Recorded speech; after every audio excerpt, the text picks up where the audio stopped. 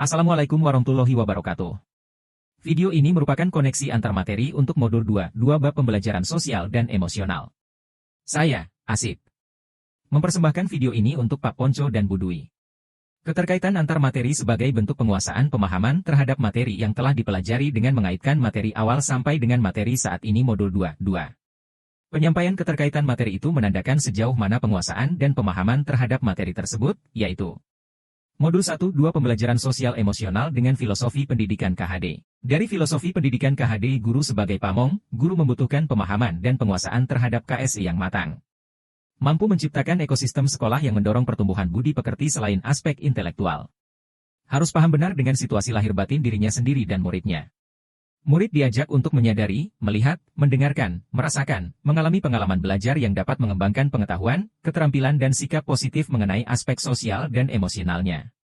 Modul 1-2 Pembelajaran Sosial Emosional dengan nilai dan peran guru penggerak. Guru dapat menumbuhkan nilai dan peran pada guru dan murid dalam pengelolaan emosi sehingga nilai kemandirian dan pembelajaran yang berpusat pada murid serta peran guru penggerak sebagai pemimpin pembelajaran dan mendorong kolaborasi dapat tercapai dan berjalan seimbang. Modul 1-3 Pembelajaran Sosial Emosional dengan Visi Guru Penggerak. Guru dapat mewujudkan visi yang diharapkan dengan melakukan prakarsa perubahan dengan memberikan pembelajaran kesadaran diri, manajemen diri, kesadaran sosial, kemampuan berelasi dan pengambilan keputusan yang bertanggung jawab sehingga diharapkan dapat mewujudkan profil pelajar Pancasila. Modul 1-4 Pembelajaran Sosial Emosional dengan Budaya Positif.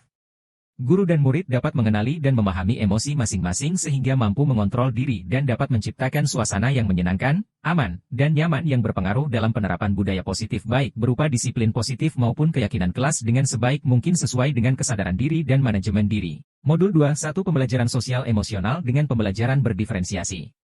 Guru dapat melakukan pembelajaran dengan mengidentifikasi perasaan dan emosi. Hal ini sejalan dengan pembelajaran berdiferensiasi yang memetakan kebutuhan murid di antaranya kesiapan murid, minat, dan profil belajar murid dengan menggunakan strategi diferensiasi konten, proses, dan produk, sehingga pembelajaran dapat dilaksanakan sesuai dengan kebutuhan murid agar pembelajaran semakin menyenangkan dan dapat mewujudkan merdeka belajar.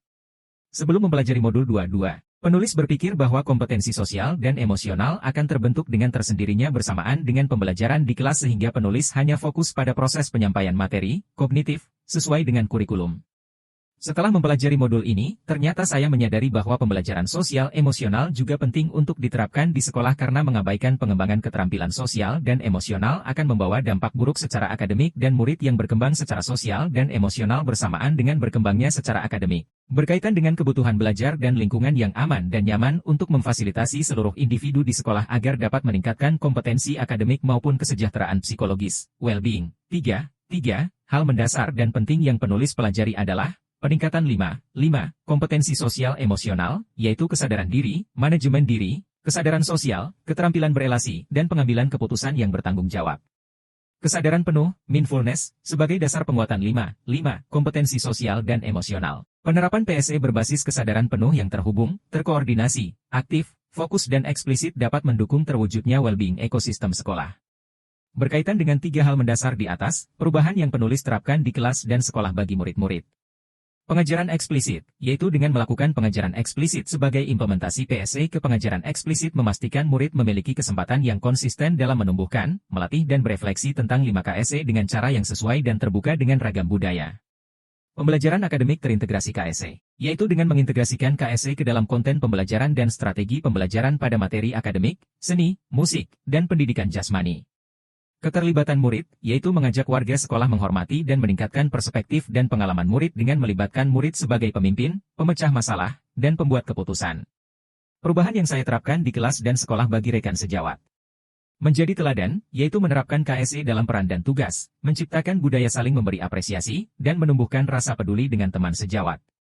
Belajar, yaitu membiasakan melakukan refleksi KSE pribadi, berkolaborasi antar rekan sejawat, mengembangkan pola pikir bertumbuh, memahami tahapan perkembangan murid, meluangkan waktu untuk berintrospeksi, self-care, dan mengagendakan sesi berbagi praktik baik.